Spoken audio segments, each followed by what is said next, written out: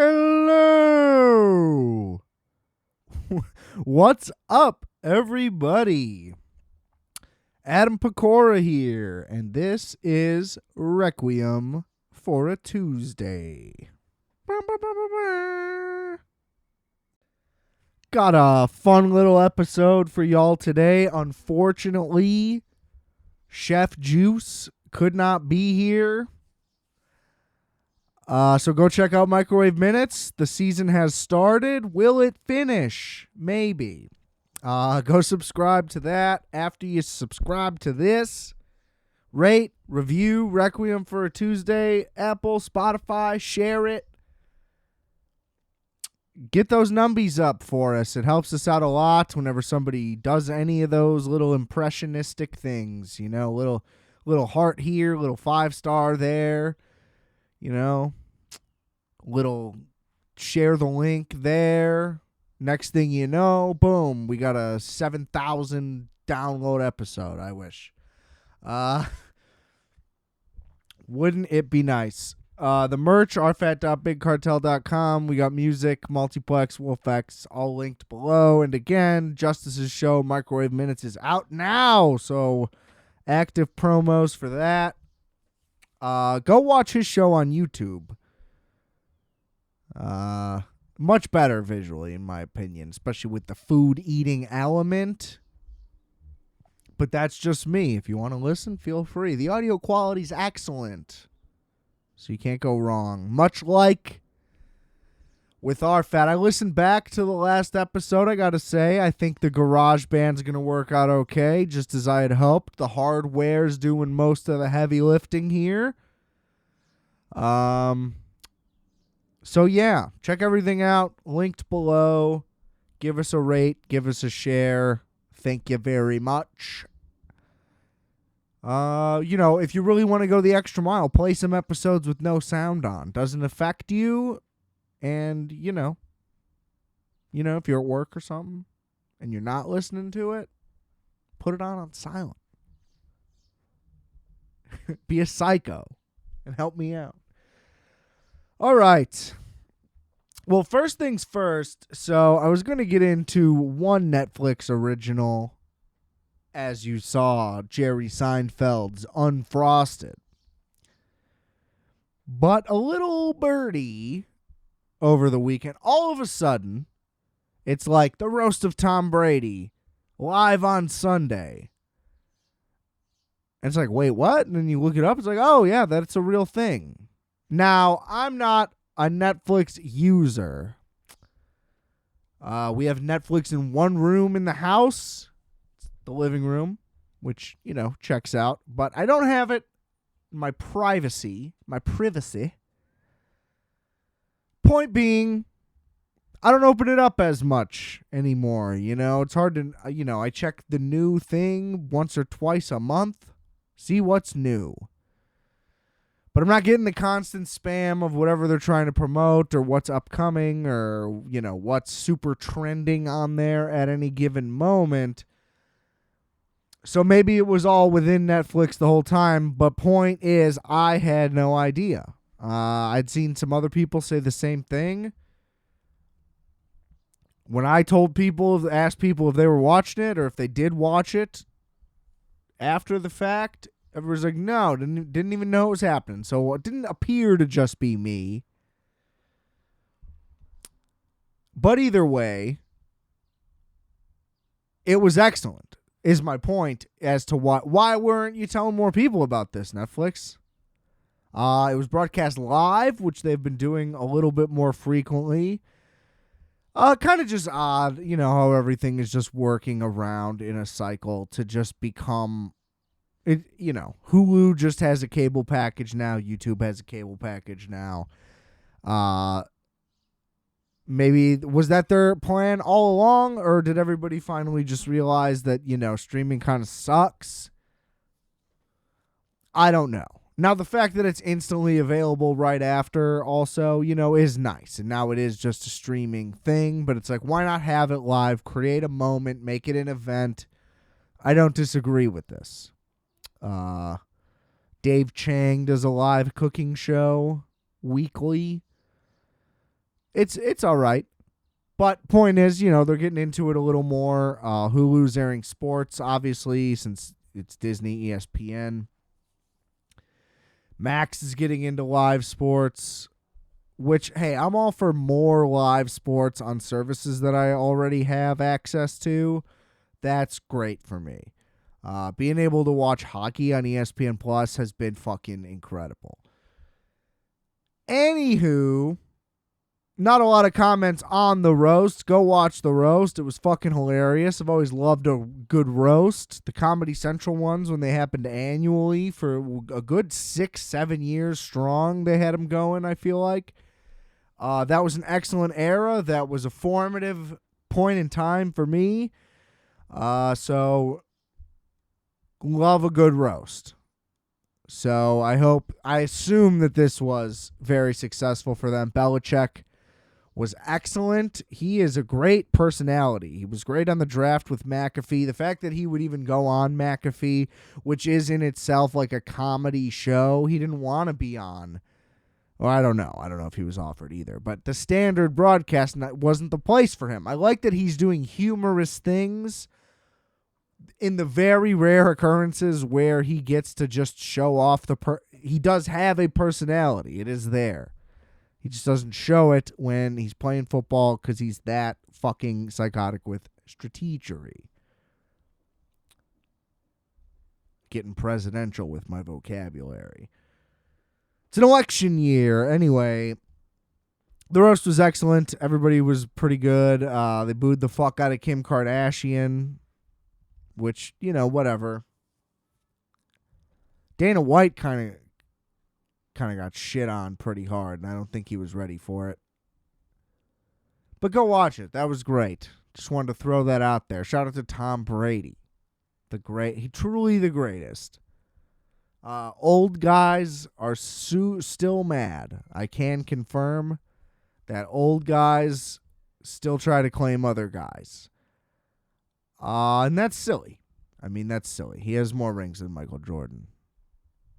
But those same old guys would claim that Michael Jordan is the best, which he is. I'm not trying to say that he's not. Not crazy. But that's my point, is like, you're just a stubborn old guy. That's fine. That's fine. We don't have to say ever. Just say your favorite. Say the best of your time. That's true. That's the thing. If you truly think ever, it's like ever means ever until something new happens. So something new happened, Was the greatest player ever, Joe Montana. Who are we kidding? Come on now. 4 Super Bowls? Not enough. Sorry. You can't have so close to half as many titles as somebody and try to claim that you're better. Doesn't even make any sense. Anyway, let's talk about Unfrosted. I thought that this would be more interesting, frankly. I don't have a lot to say because it was just kind of dull and boring.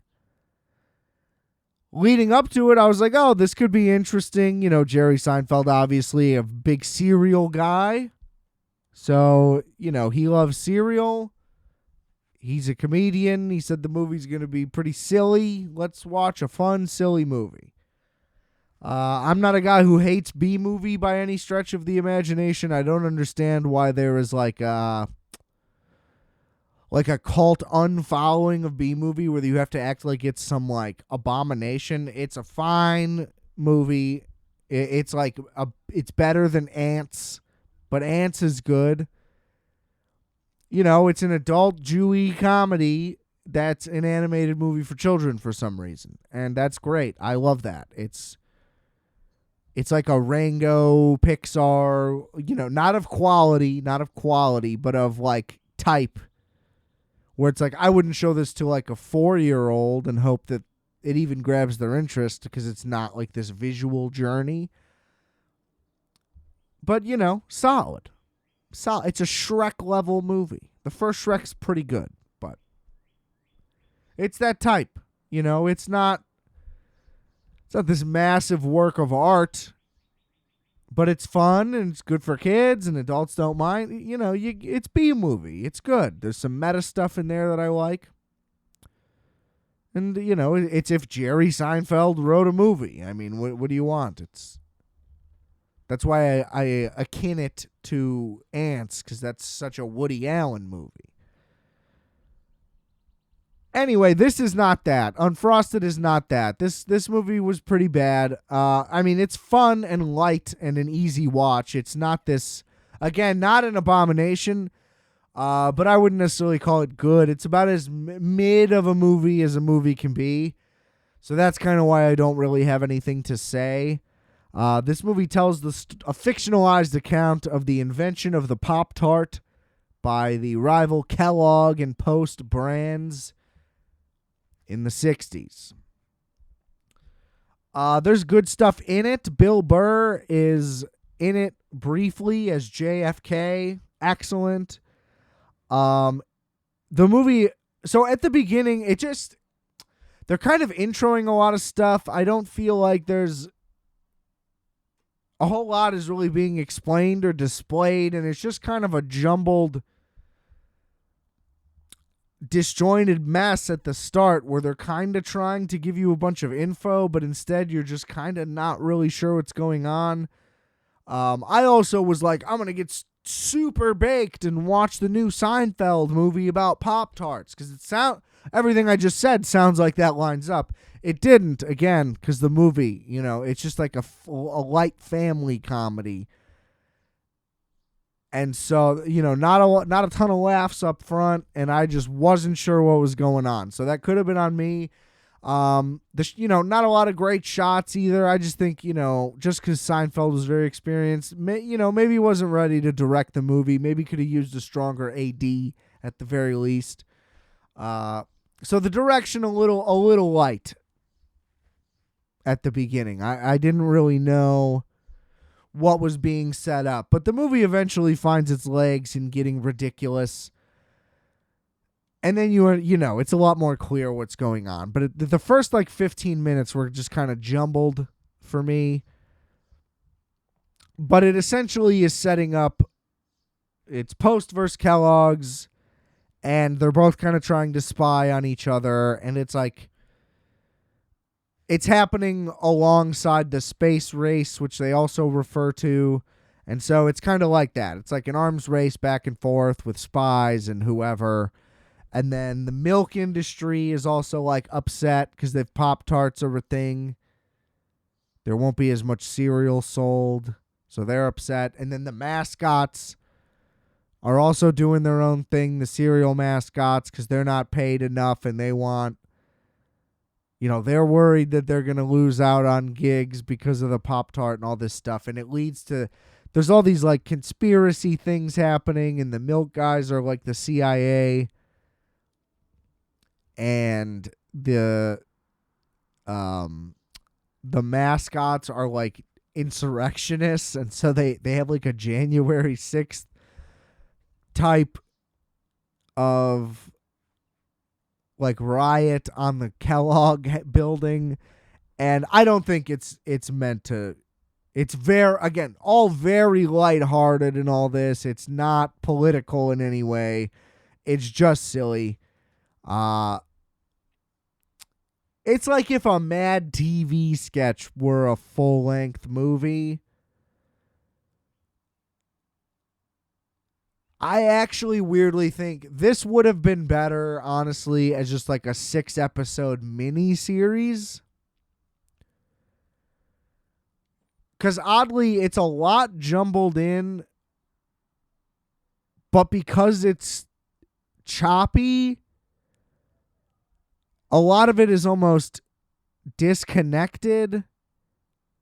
And then it's all it all happens but then it happens very quick, but because it's disconnected, it feels like it's long just because you're trying to piece things together. It's kind of hard to explain. It's about a 100-minute movie. Feels like it's over 2 hours, to be honest, because of the long intro. So I don't know. Just kind of rough, to be honest. I'd say watch it if you're remotely interested in Jerry Seinfeld or the series Seinfeld. Like, if you're a fan of the guy, watch it. You won't mind it. If you're just looking for like a funny movie to watch, this is not it. That's all I'm going to say. But if you've read like the backlash from this movie, the harsh negative reviews about it being like unwatchable and terrible. Speaking of which, one of those reviews is like, it's not as unwatchable as B movie, but it's terrible. It's like, well, B movie's definitely better than this. Listen to what I just said a couple minutes ago. So it's just, that's clearly just hater energy. There's a lot of just hater energy. Because Seinfeld has been on like a ridiculous press tour to promote the movie, and he's basically just been super honest in all of them. He's like, yeah, movies are dead. I can't believe they let me make one. Like, they don't seem to realize the industry's falling apart. He's right. I mean, theaters movies are kind of back so far, but from an abysmal couple years. So that's not as promising. Movies aren't necessarily back. They're upward trending, but still way down.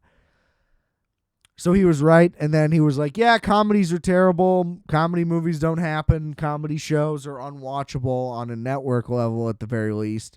They're also like, what comedies are you watching? Like, it's just correct info, and people are just really upset. Now, some people are more upset that he specifically said that it's because of like wokeness and whatever, but he's right. I mean, that's the reason.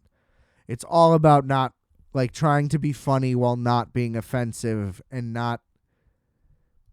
But it's not even about being offensive. That's the thing. It's like, to truly be offensive, you have to say something crazy. But that is now turned into any joke about anything that anyone has any feelings about. You know, and that really is a real thing that people have put pressure on. And it's just not a thing that networks can deal with. Whatever, you get the whole thing. But it's correct. And so all of these reviews are clearly just lashing out that they're mad.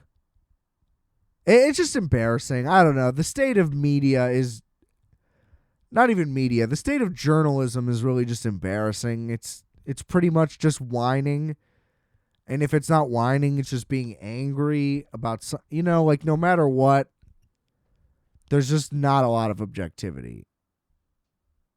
Everyone is just like, I am the king of opinions and how I feel is what's important. But it's like not. You know, I hate when reviews come off as emotional. That's just not what I'm looking for.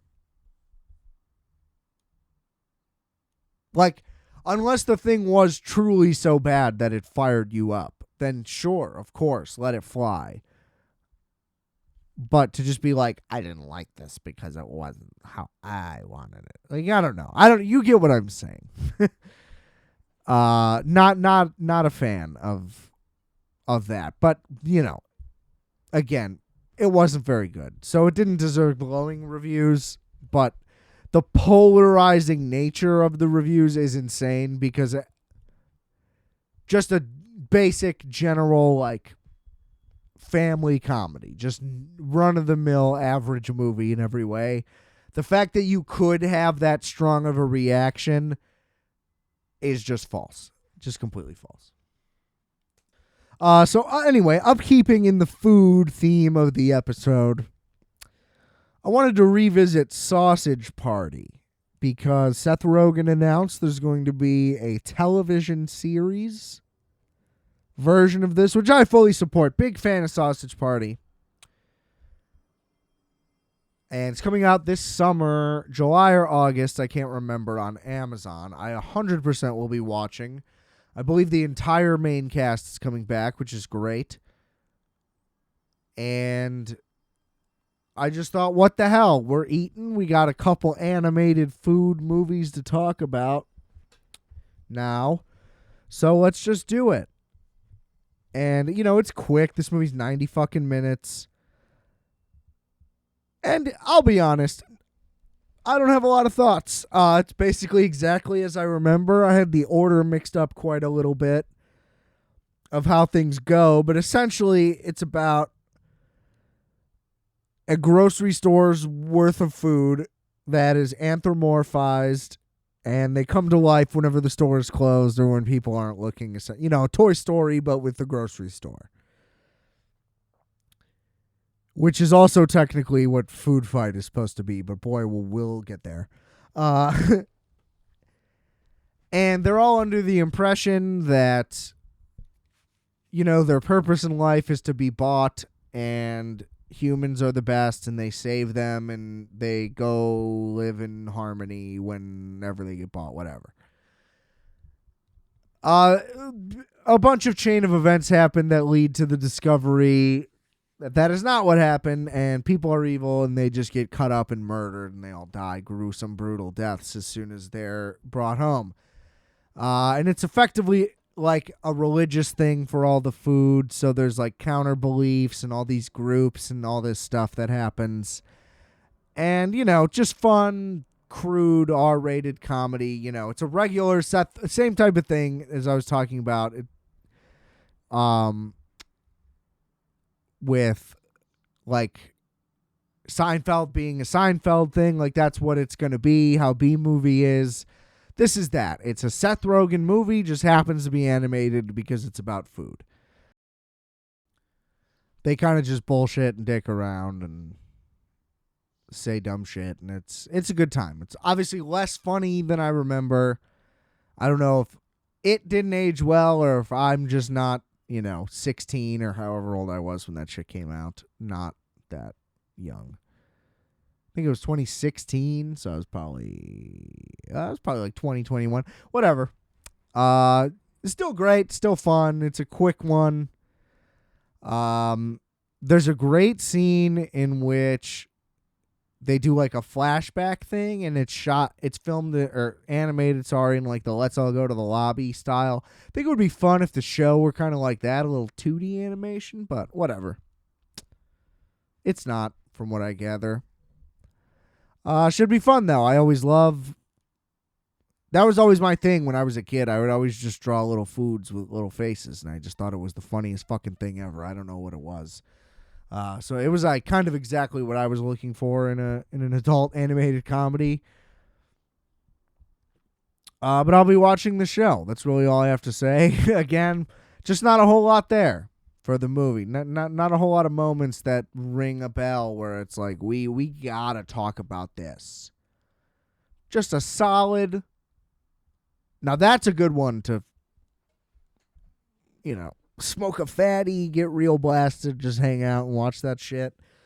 Real good performances throughout the whole thing. Nick Kroll is the evil douche who plays the villain of the thing. It truly is just like an adult Toy Story. They kind of just nailed it.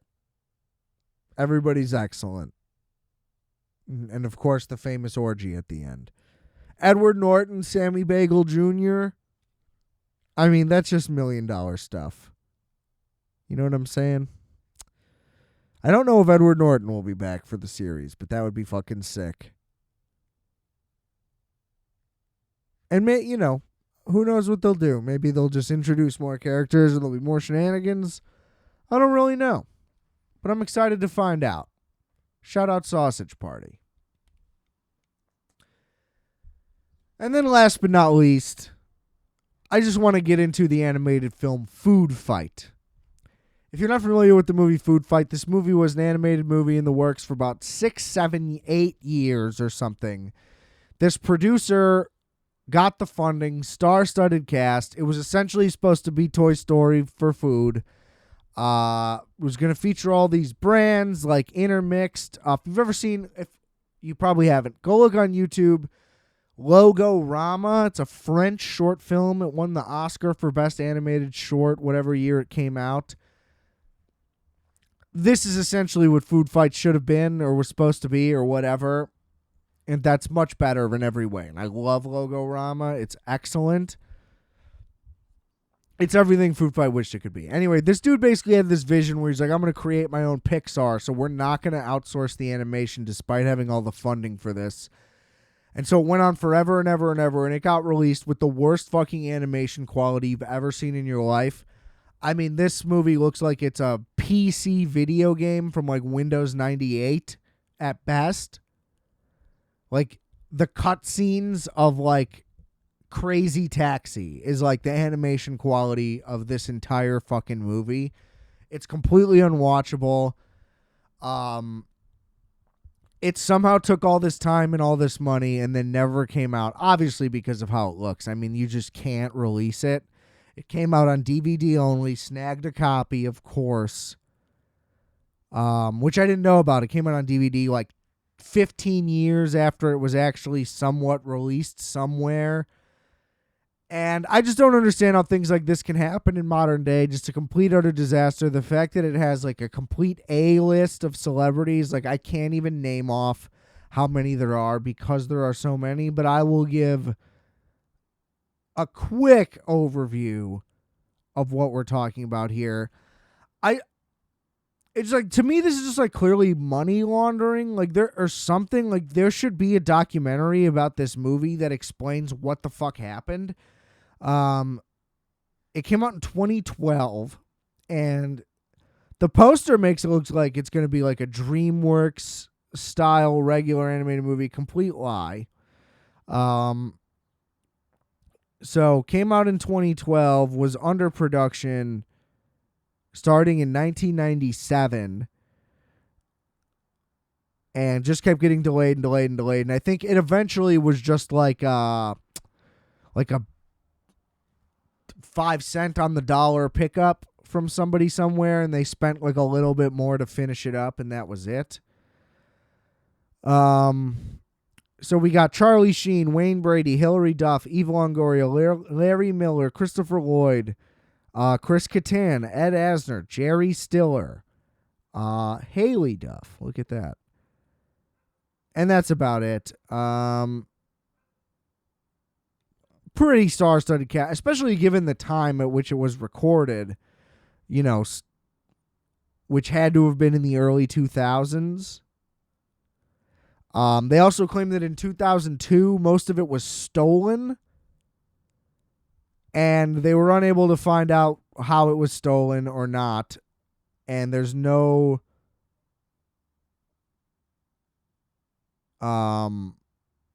record of how it got stolen or that it was stolen, but it just disappeared, so they claim. So that doesn't make any fucking sense. They either fucking deleted it by accident or people were really out to get them, as they claim. But I really think it's just complete incompetence is probably the real truth. Like, it wasn't embezzled necessarily, like it technically probably was, you know what I mean? But it wasn't stolen. This wasn't some elaborate act by like DreamWorks or Pixar's to get these people. And whatever, they somehow kept working on it or started from scratch, and then eventually it was auctioned and got released as the piece of shit that you can watch. The plot is completely incoherent, but essentially it's like the grocery store at night turns into like a full city, whatever. He's some fake, Charlie Sheen is some fake serial dog detective, and all of a sudden there's this brand that moves in called Brand X, and it's supposed to be this like noir fucking like detective thing where they're trying to find out what this brand is, and then there's also a kidnapping with his girlfriend, and then it turns out that the other brand is like literally Nazis, and they start like taking over the whole thing. And then it becomes about fighting fucking Nazis, like pretty literally. Like they have like Nazi imagery, and they march and they heil, and it's really alarming. And the animation is so off-putting and ugly, and there's a ton of just like sexual comments as well throughout the whole thing, like a super like adult level sexual. And it's just confused. The movie has no plot that makes any sense. It's not entertaining for a second. Like, even if you were to just listen to it, it's like The Room in how choppy and dog shit just everything is across the board the whole way. Like, truly astonishing.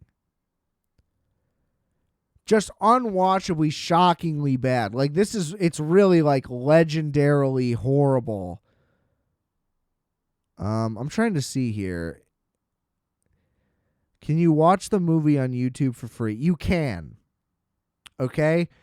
So you don't have, I bought it because I love collecting horrible movies. I also own Tiptoes, which I don't know if I've done on this show. Maybe we could do that in a future episode. It is by Film Fanatic Collection. It was uploaded 1 month ago, so maybe I'm spoiling that for everybody. I'm not sure. You can at least watch the trailer. So whatever you want to do with that, like, go check some of it out. It really is just absolutely terrible. You can even rent it for $1.99 as low on YouTube. So there's options for you to check it out. It is just the worst thing imaginable. But yeah, constant innuendos, constant just horrible Nazi references. Wayne Brady's character has a lot of like token black jokes at him and that he says that are horrible. Really just like a monstrosity of a film that you should not show a child. I think seeing it would scare the fuck out of them. And just I'm not a not appropriate guy really, but just like glaring stuff. I didn't write down any examples. My jaw was on the floor. Again, it's also such nonsense that like none of it I don't want to say grips you like a movie like this ever would either way, but you can't even tell what's going on at any point in time because from scene to scene, it is just such fucking chaos. But like, there's just no value. I'm sorry. I'm at a loss for words. I was at the time as well. The sheer number of just horrible jokes, off-timed things. It's like they'd never seen a movie before. It's like AI made the whole thing from front to back off of like a really short prompt. I'm sure everyone involved has disowned it. I doubt that any of them have ever spoken about it publicly in any capacity. Again, I would love it if they would. If any production disaster is worthy of a documentary, it's this. I just don't know if the info will ever come out. It just seems like whatever the truth is, which it should. I mean, millions and millions of dollars essentially vanished because this thing is worth 40 grand. Like if one dude did this on his own with like old PC software, it would still like that's the only way you could maybe somewhat be impressed by any of it or think that it was worth any amount of time or labor. I mean, this is just a complete joke of a product that I want answers. So if anybody wants to work on the Foodfight documentary, please do. I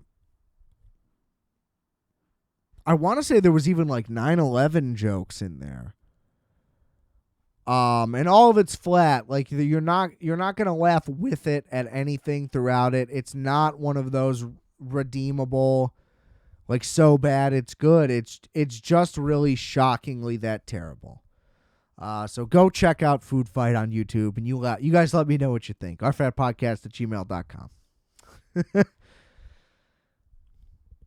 I think that's it. Kind of breezed through this week. Like I said, a little lighthearted, food-filled fun episode. Food-filled fun. FFF.